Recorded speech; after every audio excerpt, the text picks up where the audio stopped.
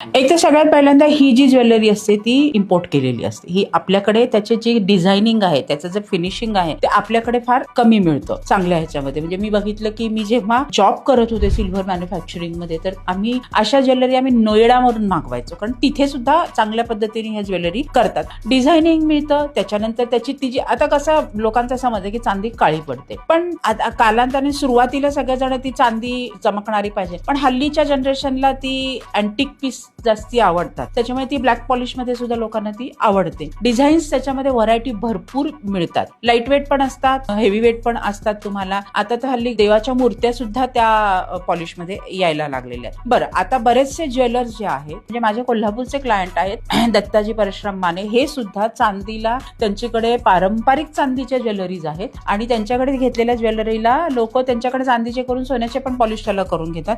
आणि जसं सोन्याचं तुमचं एक्सचेंज असते तशी त्याची पॉलिसी पण आहे. तुम्ही म्हणाल ते डिझाईन त्यांच्याकडनं तयार करून घेतलं जातं. सो म्हणून लोकांचा कल त्याच्यामध्ये, कारण व्हरायटी डिझायनिंग मिळतं म्हणून कल वाढलाय त्याच्यामध्ये.